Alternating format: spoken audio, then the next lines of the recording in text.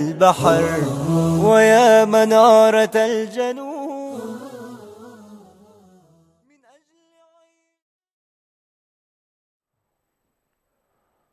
بسم الله الرحمن الرحيم. الحمد لله رب العالمين، والصلاة والسلام على نبينا محمد وعلى آله وصحبه أجمعين. مشاهدينا الأكارم، سلام الله عليكم ورحمته وبركاته. أهلا وسهلا ومرحبا بكم في حلقة جديدة من برنامجكم قضايا إريتريا. نحن في شهر شعبان، هذا الشهر العظيم المبارك الذي كان يقدم فيه النبي صلى الله عليه وسلم أعمالا دون غيره من الأشهر. وهذا الشهر ونحن صغارا لم نكن نعرفه في إريتريا كشهر تؤدى فيه بعض العبادات، وشهر هو مقدمة لشهر رمضان. فكان لا بد لنا في هذه الحلقة أن ندرجه ضمن قضايا إريتريا لنتعلم هل كان هذا الشهر معروف بين الإريتريين بشهر عبادة واستعداد لرمضان، أو كيف كان يستقبل الشعب الإريتري لشهر رمضان. وفي أثناء الحوار سيتبين لنا أيضا فضل هذا الشهر، وهو من باب التذكير لا يخفى مشاهدينا الأكارم مشاهدات الكريمات على شريف علمكم ما ورد فيه من فضل. وأعظم ما ورد في هذا الشهر الكريم أن الله سبحانه وتعالى في ليلة 15 من شهر شعبان يغفر لجميع المسلمين إلا لمشرك أو مشاحن. وهذا الفضل العظيم الحقيقة رحمة من الله سبحانه وتعالى، وفي نفس الوقت هو الدعوة إلى التسامح والعفو بين المسلمين. لا أريد أن أستفرد بالحديث في هذه الحلقة، فضيفي هو الأستاذ الدكتور جلال الدين محمد صالح، الداعية والشيخ المعروف المؤرخ الأديب الأريب. فباسمكم جميعا أحرم بفضيلة الشيخ، أهلا وسهلا. وعليكم السلام ورحمة الله تعالى وبركاته الشيخ برهان، وعبر قناتكم الكريمة أتوجه بالشكر إلى الإخوة المشاهدين والمتابعين. حياكم الله معالي البروف، نشكركم على استجابة الدعوة وحضور هذا اللقاء في هذه الحلقة المباركة. برنامج قضايا إريتريا يتناول قضايا إريتريا ولا يغفل أيضا عن مواسم الخير. في فاتحة هذه الحلقة نود منكم نبذة عامة عن فضل شهر شعبان، ثم سندخل في عمق الحوار.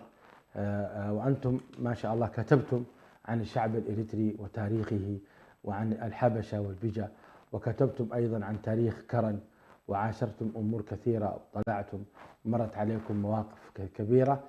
فنريد أن نذكر الشعب الإريتري بهذا. في فاتحة هذه الحلقة أكرر، نريد أن نتعرف على فضل شهر شعبان. بسم الله الرحمن الرحيم، وصلى الله وسلم على نبينا محمد وعلى آله وصحبه أجمعين. في البدء يجب أن نتذكر وأن نذكر المشاهد الكريم بأن غاية الإنسان في الوجود هو أن يكون عبدا لله عز وجل. نعم.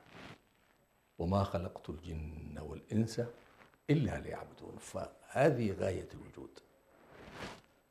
والعبادة مفهوم جامع لكل ما يحبه الله ويرضاه من الأقوال والأعمال الظاهرة والباطنة. فهنالك أعمال القلوب، وهنالك أعمال الجوارح، هنالك أعمال يراها الناس ويبصرونها، وهنالك أعمال خفية يعيشها المرء في داخله من خشية الله والخشوع له والرغبة فيه والتوكل عليه. كل هذه أعمال قلبية بين العبد وربه. والله سبحانه وتعالى بين في كتابه وعن طريق رسوله محمد صلى الله عليه وسلم ما يتعبد به. ولهذا قالوا العبادات توقيفية، جميل. بمعنى أن المرء لا يحق له أن يبتدع فيها ويأتي بشيء جديد لم يسنه رسول الله صلى الله عليه وآله وسلم. نعم. ولكنه من العبادة إحياء سنة غفل عنها الناس وتجاهلوها ولم يذكروها ويلتزموها. شهر شعبان هو الشهر الذي خصه الله سبحانه وتعالى بفضائل أنبأنا عنها رسولنا محمد صلى الله عليه وآله وسلم. وكان صلى الله عليه وآله وسلم يخص هذا الشهر بكثير صيام، كان يصوم كثيره. وقال في هذا الشهر ترفع الأعمال، وهو شهر مقدمة لشهر رمضان، فله هذه الخاصية. وكون النبي صلى الله عليه وسلم يصومه ويصوم أكثره إنما ذلك ترغيبا لأمته والسنة أن يفعلوا مثل فعله تقربا إلى الله سبحانه وتعالى. ولأن الأعمال ترفع في هذا الشهر ففيه إشارة وتوضيح إلى أن يضاعف المرء عمله في هذا الشهر. وعندما نقول الأعمال نعني جنس الأعمال كلها. جميل. بما في أعمال علاقات تتعلق بعلاقات اجتماعية، أعمال تتعلق بعلاقات اجتماعية، وأعمال تتعلق بعلاقات أسرية، وأعمال تتعلق بعلاقة العبد مع ربه.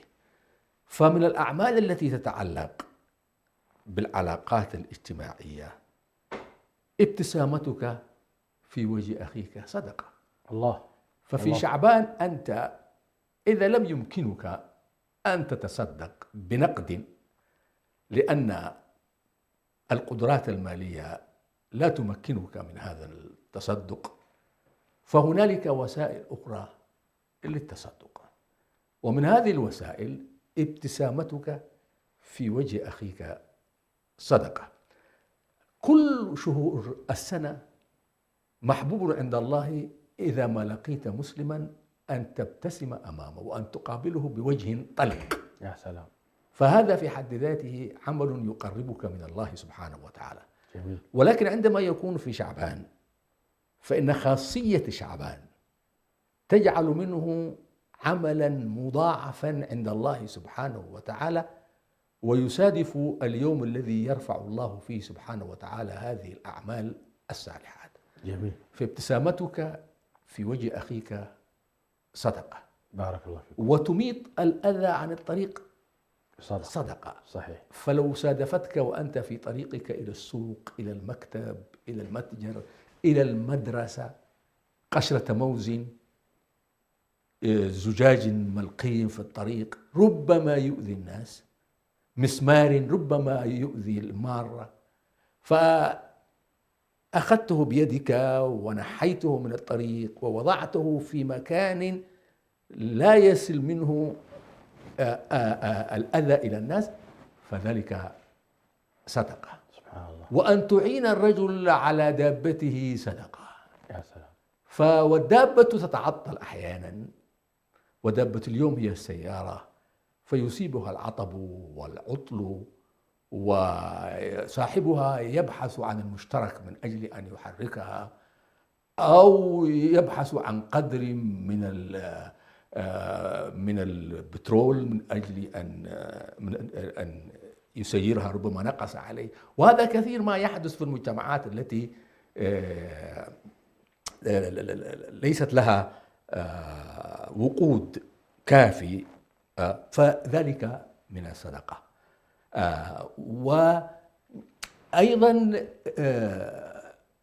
عندما تعين الطلبة هنالك أعمال كثيرة تفعلها في هذا الشهر وهي متوافرة ومن قيم الإسلام. وبالمناسبة عندما نقول هذا التصدق وإلى غير ذلك لا يعني أنك تخص به المسلم دون غيره، وإنما تفعله لكل من هو في حاجة إليه. جميل. أيوة. والصحابة سألوه عن ألهم أجر فيما يطعمون من الحيوان، فقال لهم في كل ذات كبد رطبة أجر. فالحيوان الهرة في بيتك، والكلب كلب حراسة أو كلب رعي يحتاج منك الحيوان الذي أنت تنتفع به وينفعك. جميل. فهذا تتصدق عليه. طيب. وهكذا أيضا غير المسلم، إنما نطعمكم لوجه الله لا نريد منكم جزاء ولا شكر. طيب، في الحديث الصحيح قال النبي صلى الله عليه وسلم عن شهر شعبان: هو شهر يغفل الناس عنه. هو شهر يغفل الناس عنه. ما نوع هذه الغفلة بروف جلال؟ وما المقصود؟ كيف يغفل الناس عن هذا الشهر الذي هو بين رجب ورمضان؟ الغفلة نوعان: غفلة نسيان وغفلة جهل. غفلة نسيان وغفلة جهل. جميل. أما غفلة نسيان هو يعلم ما لهذا الشهر من فضل عند الله، ولكن تتزاحم عليه أمور الحياة وهمومها ومشاكلها، فينسى ويغرق في زحمة المشاكل رجاء أن يحلها. ربما يصاب بخسارة في تجارة، ربما يصاب بنكبة في عمل ما في الأشهر التي فاتت، ويعيش أزمة هذا الخسران وهذه النكبة، فينسى أنه في شهر شعبان من الهموم. سبحان الله. هذه الغفلة غفلة نسيان علاجها التذاكر والتناسح بين المسلمين. يا سلام. فذكر فإن الذكرى تنفع المؤمنين. يعني هذا التذكير ينفع المؤمنين. فعندما نذكره بأننا نحن في شهر شعبان، وهذا الشهر كما تعلم أيها الأخ هو شهر مفضل عند الله، فابتدر إليه واستغله في الغفران وفي التقرب إلى الله، فربما كان السبب في كشف ما بك من ضر وما بك من هم.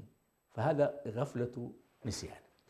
أما غفلة جهل فإن بعض المسلمين لا يعلمون ميزة هذا الشهر، فيتجاهلونه ولا يضعونه في بالهم وفي اهتمامهم، لأنهم يرونه شهرا كأي الأشهر الأخرى ولا علم لهم بهذا. وهؤلاء عليهم أمران، أو المعالجة لهؤلاء من أمرين. الأمر الأول من الداعية أن نعلمهم من خلال ذكر الأحاديث النبوية التي وردت في فضل هذا الشهر ونرغبهم فيه. ومن واجبهم هم أن يسألوا، فاسألوا أهل الذكر إن كنتم لا تعلمون. وهذا الطلب، السؤال، اسألوا فعل أمر، هو أهل الذكر أهل العلم والمعرفة، فيه أمر إلى التعلم. وأول ما ينبغي أن يتعلمه المرء في حياته هذه ما يصله بربه، ولا يكون الدين هو آخر شيء يهتم به، إنما الدين أول ما ينبغي أن يهتم به. والدين فرائض وسنن ومستحبات، والفرائض لازمة الإتيان، والسنن يرفع بها الأجر ويعظم بها الثواب. فمن واجب العبد أن يسأل، أن يهتم، أن يعرف ويسأل أهل الذكر ماذا عليه في أداء دينه، وكيف يمكن أن يوظف الزمن، لأن شعبان جزء من الزمن. نعم صحيح. والزمن لا بد أن يستغل، أن يوظف. الناس يحسبون أن الزمن يوظف فقط فيما يدر عليهم الأرباح الدنيوية، وينسون ولكن الزمن أيضا ينبغي أن يوظف فيما يدر الأرباح الدنيوية والأرباح الأخروية. والأرباح الدنيوية موصولة بالأرباح الأخروية، لأنك عندما تحصل على مال في الدنيا وتتصدق به أو بجزء منه أو تنفقه على عيال لك وصبية صغار وأسرة، كل هذا يصلك بالإنفاق في الآخرة، فهو من نوع الإنفاق في الآخرة. نعم. فهذا هو نوع غفلة الجهل. هذا الشهر العظيم ورد فيه فضل ما لم يرد في بقية الأشهر، وهو أن الله تعالى يغفر لجميع المسلمين، ومغفرة الله سبحانه وتعالى مطلوبة، والكل يتسابق ويتسارع إليها. الجميع يريد أن يغفر الله له، الأنبياء والصديقون والشهداء والصالحون، كل هؤلاء يتسابقون من أجل أن يحصلوا على مغفرة الله سبحانه وتعالى. ألا تحبون أن يغفر الله لكم؟ بلى يحب. فجعل الله عز وجل في منتصف في ليلة النصف من شهر شعبان أنه يغفر سبحانه وتعالى لجميع المسلمين، هكذا تفضلا وتكرما منه سبحانه، إلا لشخصين: شخص مشرك بالله عز وجل، إن الله لا يغفر أن يشرك به ويغفر ما دون ذلك لمن يشاء، نعوذ بالله من الشرك. الشخص الآخر المشاحن الذي بينه وبين أخيه مشاحنة وخلاف، هؤلاء يحرمون من مغفرة الله تبارك وتعالى. معالي البروف، نحن ما دمنا في قضايا إريتريا، لو تحدثنا عن مسألة العفو والصفح بين الإريتريين في أنفسهم. العفو والصفح من شيم الرجال، ومن شيم الأنفس الكريمة، ومن شيم المؤمنين والمؤمنات.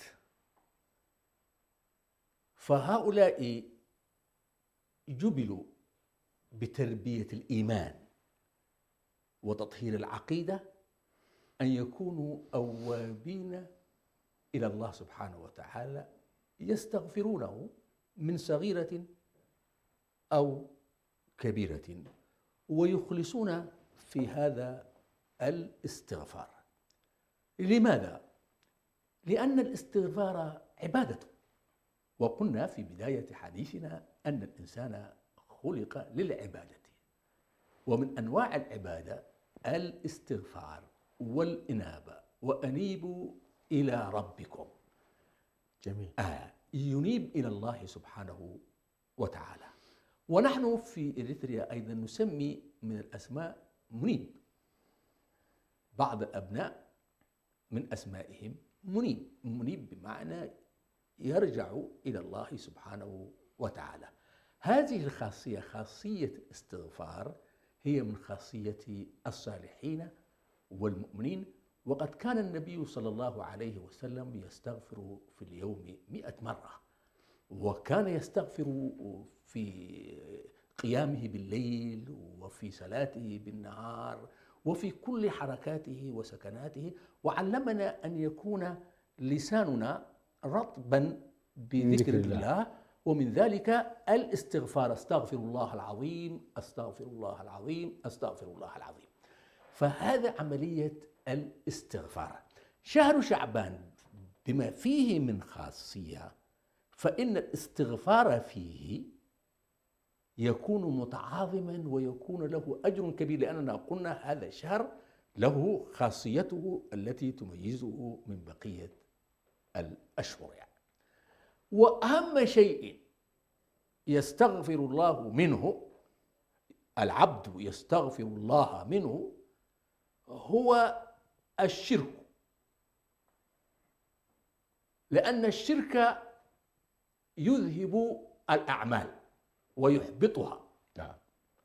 مهما كثرت وعظمت، ولكنها تصرف لغير الله عز وجل أو يشرك فيها غير الله مع الله، فإن الله غني عن مثل هذا العمل، سواء فعل في شعبان أو في رمضان أو في أي شهر، لأن الله كتب على العباد أن يعبدوه وحده لا يشركون به شيئا، وأخذ على نفسه عهدا أن لا يعذب من لقيه لا يشرك به شيئا.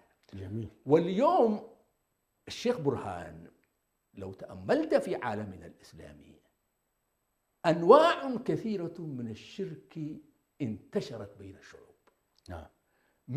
منها ما هو شرك جلي، ومنها ما هو شرك خفي، والناس يجهلونه، كالاستغاثة بغير الله عز وجل، وكالنذر لغير الله عز وجل، والذبح لغير الله عز وجل، ممن يسمونهم أولياء أو هم أولياء وأنبياء حقيقة، ولكنهم لم يأمروهم بذلك. وفي بلادنا يوجد هذا النوع. الله المستعان. أيوة. فهنالك في كرن شيخ الجبل، أو يكون في بلدان في مدن أخرى، وهنالك مقامات يقال في هذا المقام شوهد الشيخ عبد القادر الجيلاني وأمر أن يقام له مقام، والمقام هذا يزوره النساء والصبيان والرجال، ويأتون بهدايا ويوقدون البخور ويفعلون أشياء تتنافى مع العقيدة. هذا الجانب ينبغي أن نذكر به المسلمين بصفة عامة في كل ديار الإسلام، وأن نذكر به أهلنا في بلادنا أن يكفوا عنه ويستغفروا الله منه ويجعل أعمالهم خالصة له سبحانه وتعالى. هذا أول الاستغفار. جميل. في سورة نوح يقول: فقلت لهم استغفروا ربكم إنه كان غفارا يرسل السماء عليكم مدرارا ويمددكم بأموال وبنين ويجعل لكم جنات ويجعل لكم أنهارا ما لكم لا ترجون لله وقارا وقد خلقكم أطوارا. نوح عليه السلام أمرهم أن يستغفروا ربهم، وكان يأمرهم أن يستغفروا من هذا الشرك الذي يفعلونه، وهم قالوا ومكروا مكرا كبارا وقالوا لا تذرن آلهتكم ولا تذرن ودا ولا سواعا ولا يغوث ويعوق ونسرا وقد أضلوا كثيرا. إذن هذا هو ما كان يدعو الأنبياء شعوبهم أن يستغفروا منه بالدرجة الأولى والأساسية.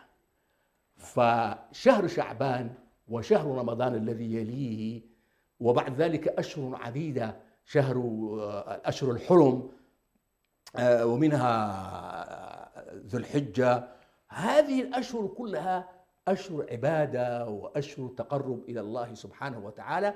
ولكن ليعلم أهلنا ويعلم من يستمعنا أي عبادة لا تكون خالصة لله عز وجل فإن الله لا يلتفت إليها ولا يقبلها. فهذه أول قضية في قضية الشرك. فإذا المرء تطهر من الأعمال الشركية وأخلص ولاءه لله، أيضا هذه قضية مهمة. الناس يحسبون أن الشرك هو فقط أن تكف عن زيارة القبور، عن طواف بالقبور والأضرحة وهكذا. نعم، هذا يجب أن تكف عنه، ولكن هنالك توحيد القلب. القلب نفسه يكون موحدا لله عز وجل، بمعنى إذا أحب لا يحب إلا لله، وإذا أبغض لا يبغض إلا في سبيل الله. جميل. ورجلان تحابا في الله عليه اجتمعا وعليه افترقا ممن يظلهم الله يوم القيامة. فلا تكون المحبة على أساس قومي، ولا تكون المحبة على أساس عشائري، ولا على أساس وطني، وإنما تكون على أساس القرب من الله. جميل. والبعد عن الله.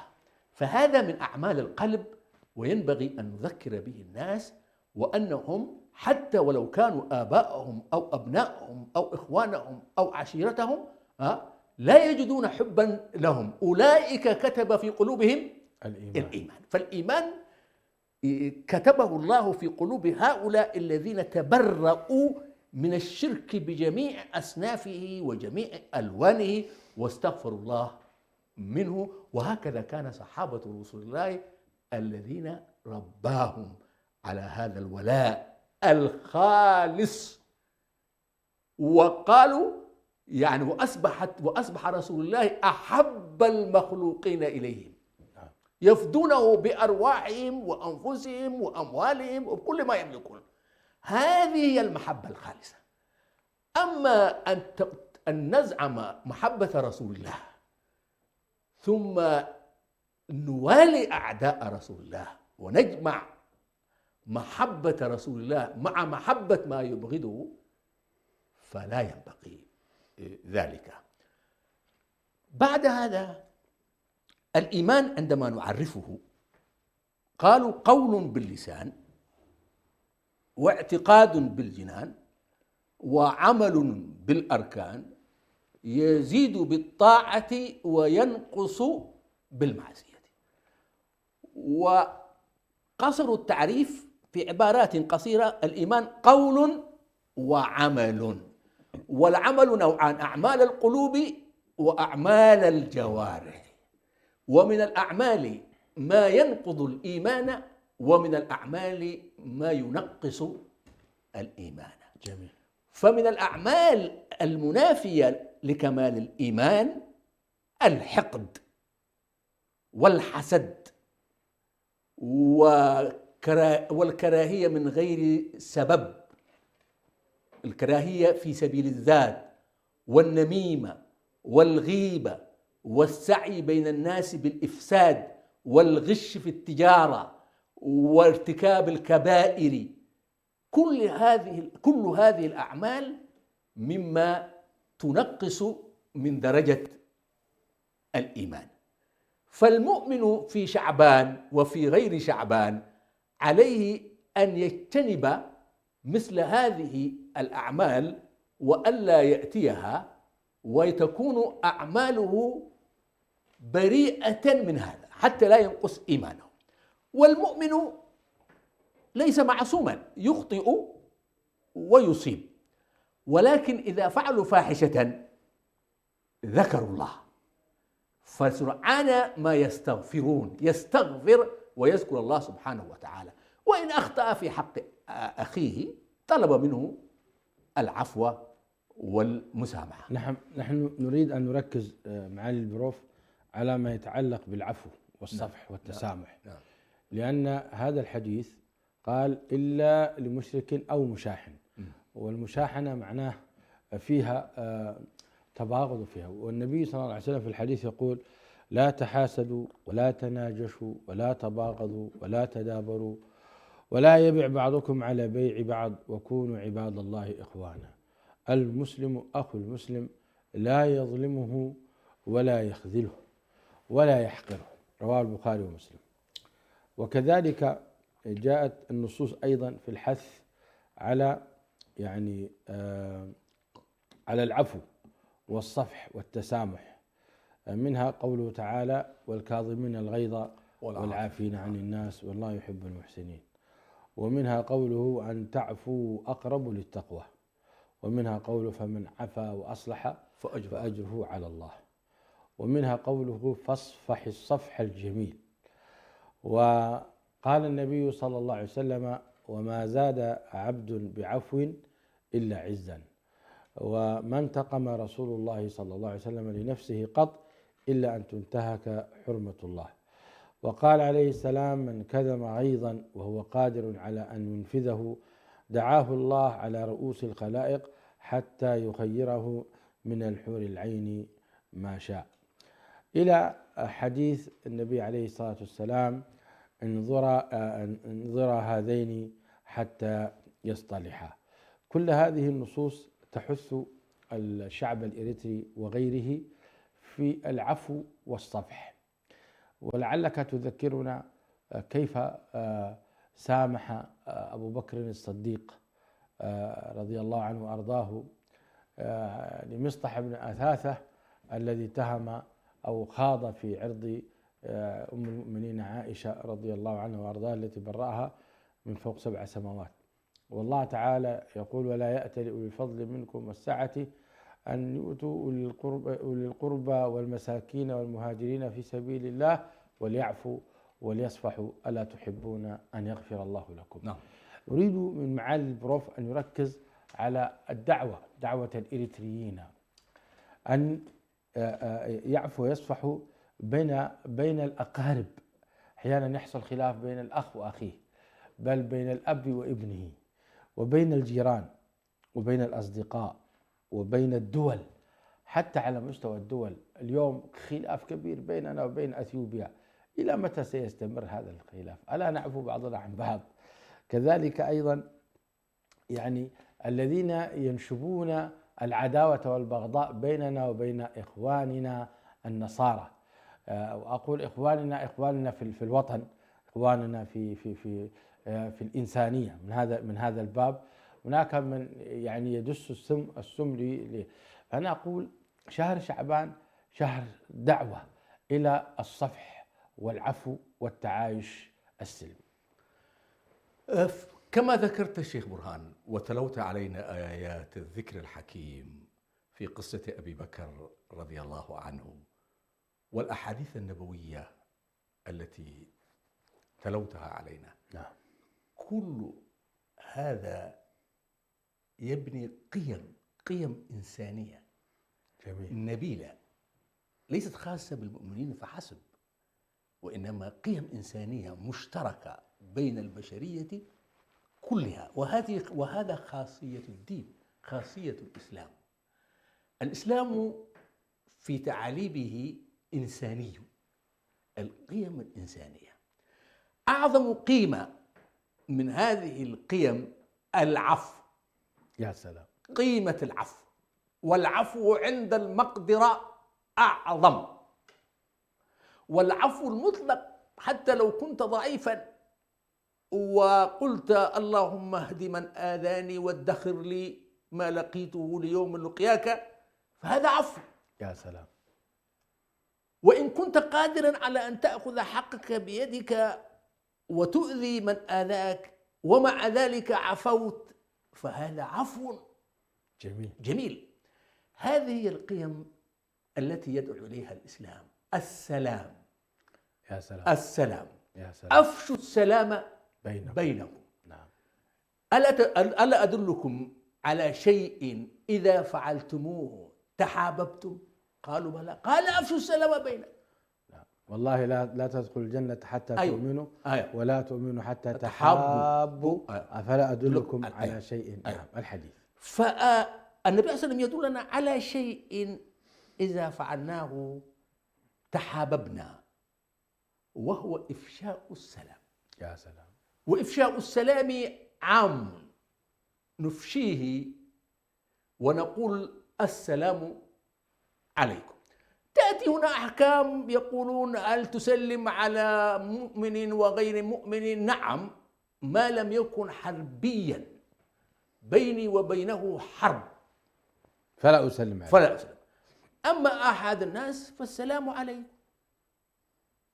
ما معنى السلام عليكم؟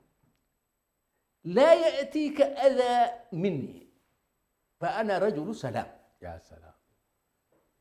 وقد يكون جاري، وجاري هذا الجار بالقرب والجار بالجنب. نعم. وقد يكون مسلما وقد لا يكون مسلما، فله حقوق الجوار أحفظها له وأوفيها إياه، فأبادره بالسلام أهديه يهديني هدية. فهذا مما يعمق الصلة بيني.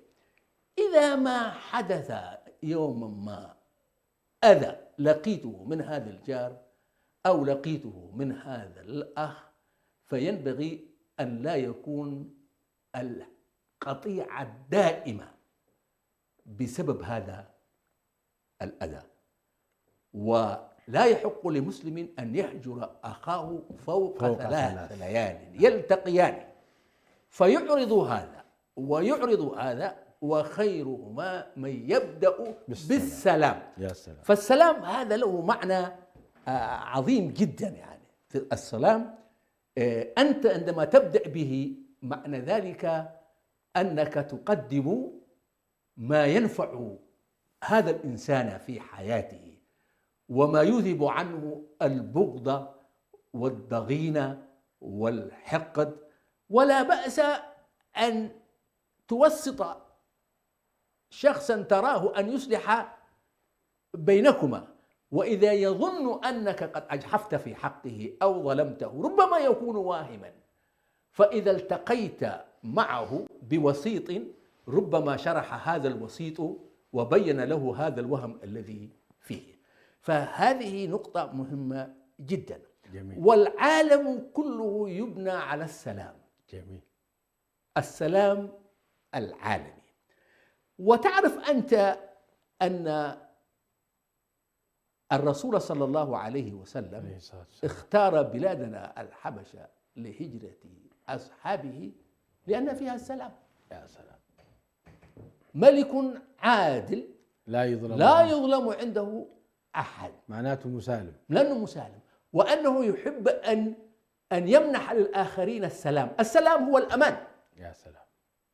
عندما أقول للشخص السلام بمعنى أنت آمن، أنت لا يأتيك الضرر والأذى. ومن دخله أيوة كان آمنا. يعني يا الرسول صلى الله عليه وسلم دخل بفتح مكة قال من دخل دار أبي سفيان فهو آمن. نعم.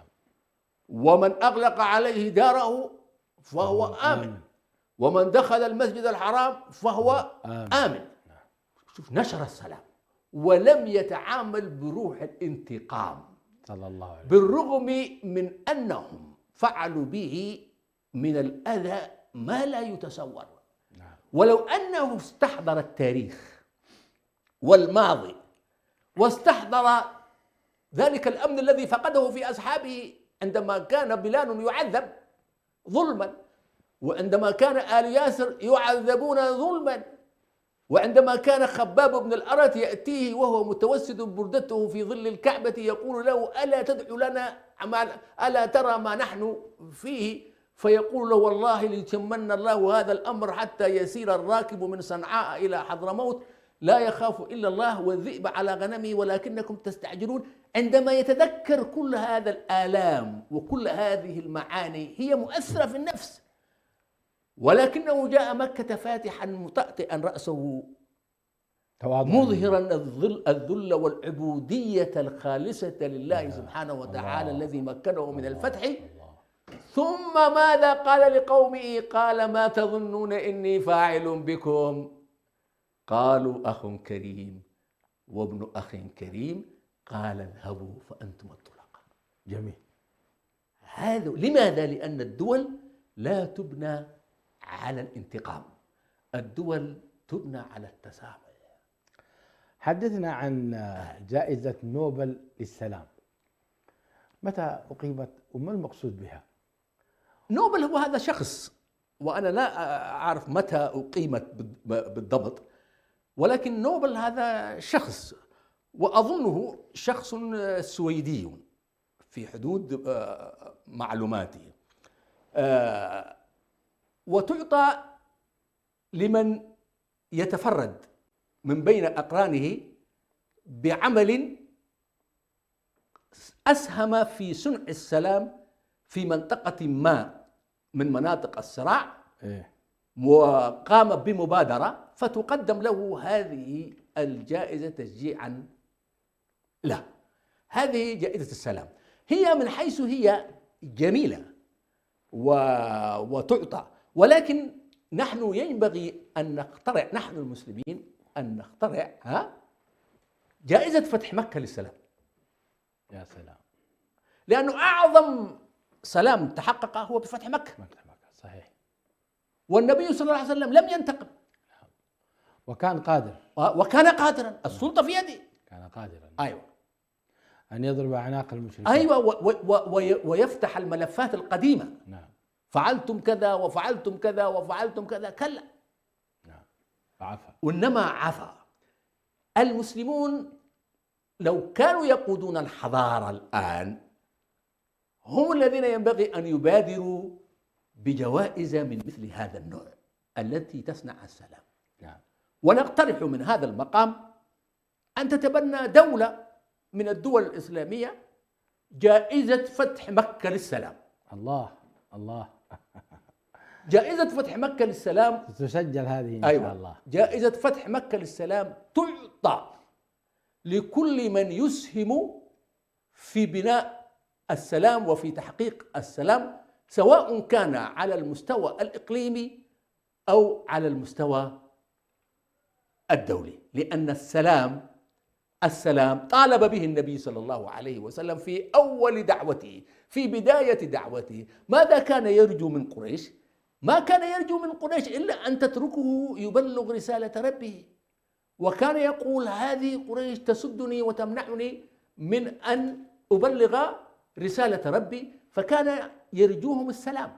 ولكنهم كانوا يقذفونه بالحجارة ويضيقون عليه ويمنعونه من السلام ويؤذونه. ومعروفة قصته عندما ذهب إلى الطائف كيف رماه سبيان الطائف وسفهاؤها بالحجارة حتى أدموا قدميه.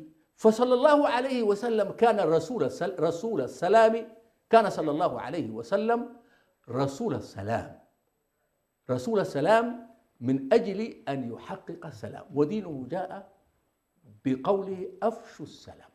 جميل. أفشوا السلام بينكم. وأن القتال إنما هو لمن يعتدي عليه ولمن يحول دون وصول السلام. رسالة السلام. يا سلام. فهنالك أناس لا يريدون أن تصل رسالة السلام.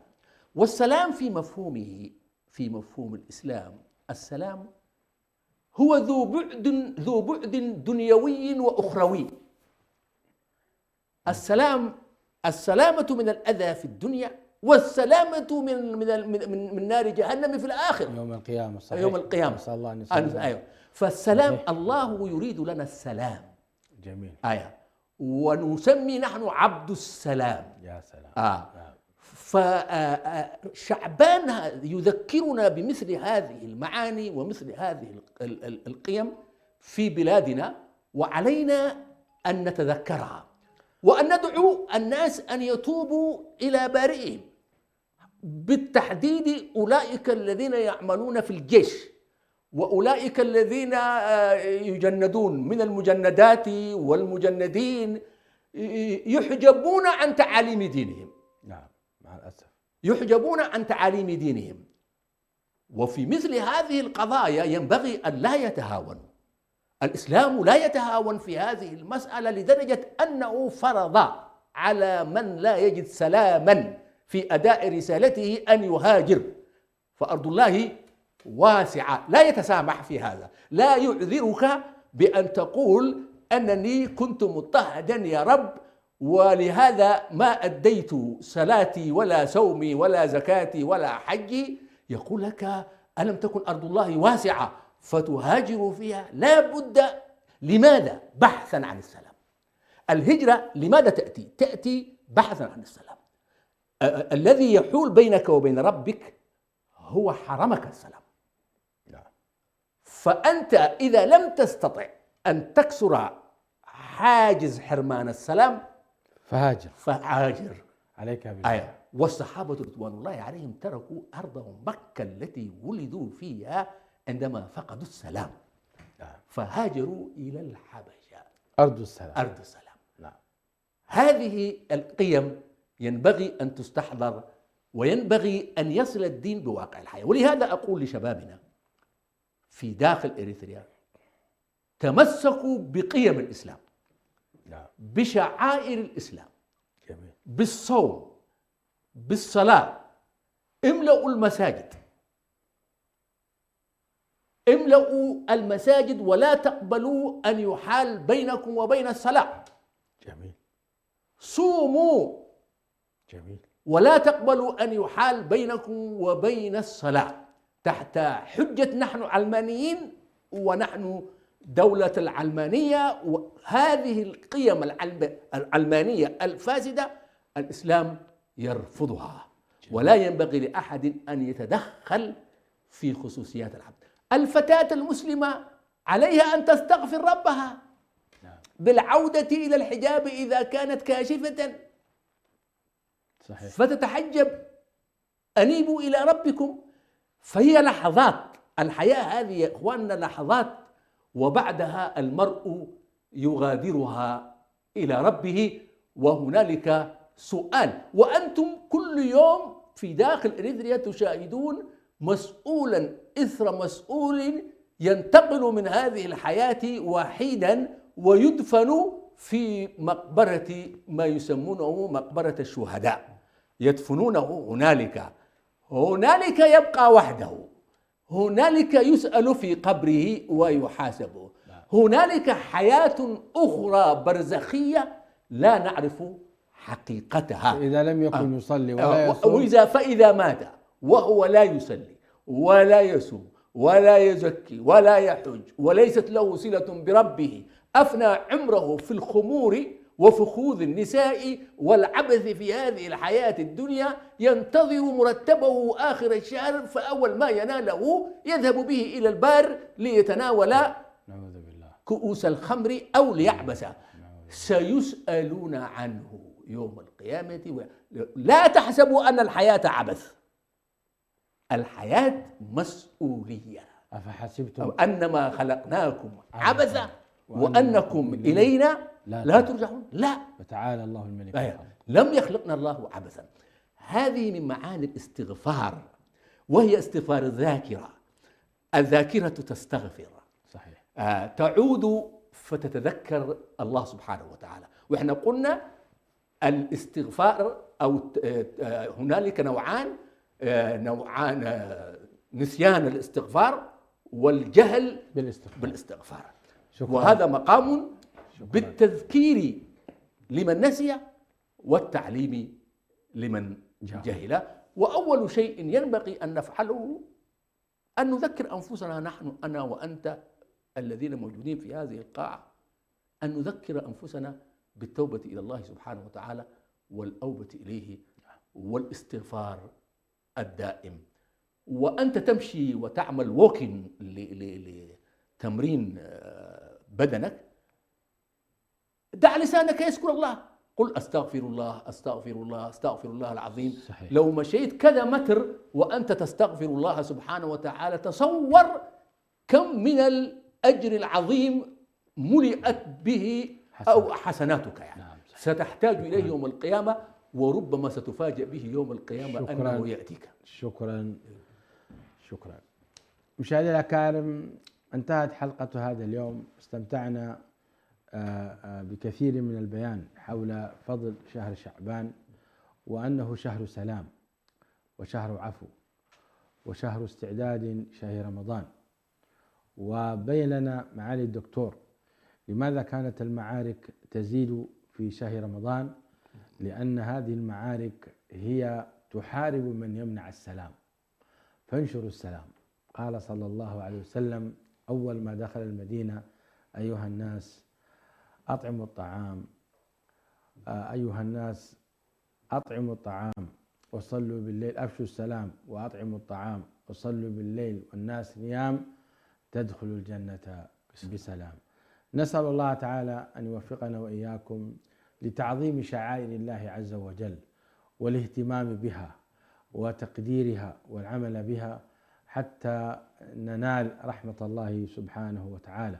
وبهذه المناسبة أدعو جميع الشعب الإريتري للعفو والصفح والإصلاح ذات البين، وأن يقبلوا على شهر رمضان لعام 1447 وهم قد تصالحوا مع جيرانهم، مع إخوانهم، مع أخواتهم، بالذات النساء.